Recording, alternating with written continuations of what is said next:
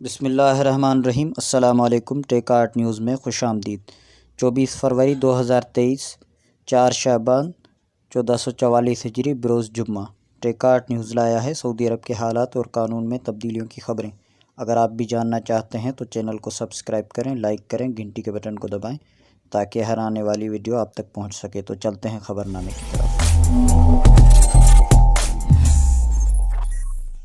حرمین شریفین انتظامیہ کے سربراہ اعلیٰ ڈاکٹر عبدالرحمن السدیس نے مسجد الحرام میں آب زمزم کی بوتلوں کے نئے ڈیزائن کا افتتاح کیا ہے۔ تقریب میں انتظامیہ کے اعلیٰ عہدیدار موجود تھے۔ سبق ویب سائٹ کے مطابق ڈاکٹر عبدالرحمن السدیس نے بتایا کہ انتظامیہ مسجد الحرام میں تمام زائرین تک آب زمزم کی فراہمی یقینی بنانے کے لیے ادارہ سقیا زمزم قائم کیے ہوئے ہیں۔ یہ ادارہ زائرین کی صحت و سلامتی کے ضوابط کی پابندی کرتے ہوئے بوتلیں تقسیم کرتا ہے۔ انہوں نے کہا کہ زمزم کی نئی بوتلوں کے ڈیزائن میں ہمارے پیش نظر کئی چیزیں تھیں۔ آب زمزم مبارک پانی ہے۔ دوسری چیز یہ ہے کہ شاہ سلمان اور ولی عہد کی دلی خواہش ہے کہ حرمین کے زائرین کو آب زمزم شایان شان طریقے سے پیش کیا جائے۔ حرمین شریفین انتظامیہ کے سربراہ اعلیٰ نے اخلاص اور ایثار کے ساتھ زمزم کی بوتلیں زائرین کو پیش کرنے پر سقیا زمزم کے اہلکاروں کا شکریہ ادا کیا۔ سعودی وزارت سرمایہ کاری نے مملکت میں مقیم غیر ملکیوں کو کاروباری لائسنس جاری کرنے کے لیے کفیل کی منظوری لازمی قرار دے دی۔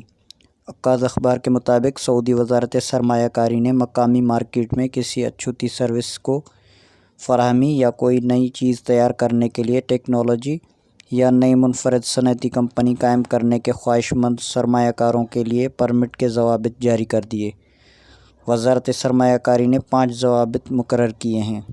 وزارت کا کہنا ہے کہ اگر سرمایہ کاری پروگرام میں کوئی ایسا فریق شامل ہو جس کے پاس پہلے سے وزارت سرمایہ کاری کی جانب سے جاری پرمٹ موجود ہو تو ایسی صورت میں پروجیکٹ میں شامل افراد سے متعلق کوائف درج کرتے وقت اس کا تذکرہ ضروری ہوگا۔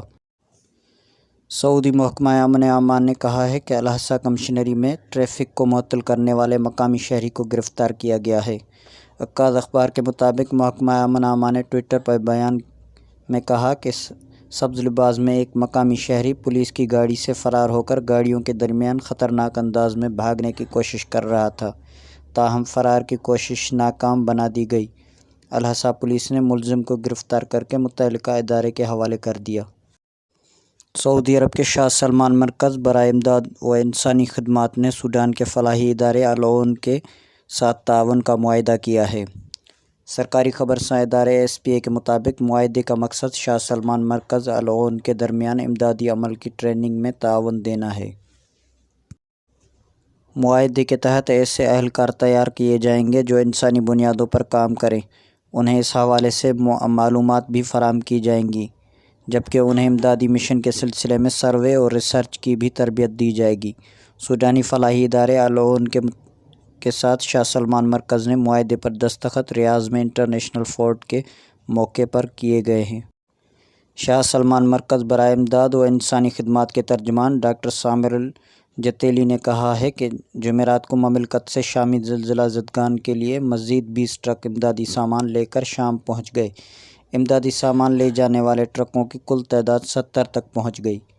امدادی قافلے میں 240 ٹن امدادی سامان بھیجا گیا۔ الاخباریہ چینل کے ایک پروگرام سے گفتگو کرتے ہوئے الجتیلی نے کہا کہ سعودی عوام شامی بھائیوں کی مدد کے لیے عطیات مہم چلائے ہوئے ہیں۔ اس مد میں اب تک 450 ملین ریال جمع ہو چکے ہیں۔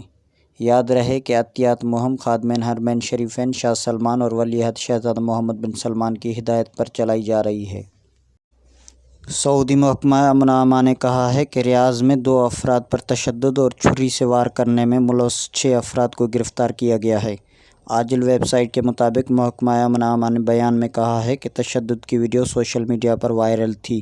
اس کا نوٹس لیتے ہوئے ملزمان کو شناخت کے بعد پکڑا گیا۔ ملزمان کو قانونی کارروائی کے بعد پبلک پراسیکیوشن کے حوالے کیا گیا ہے۔ بیان میں کہا گیا ہے کہ سوشل میڈیا پر ویڈیو شیئر کرنے والے کی تلاش جاری ہے۔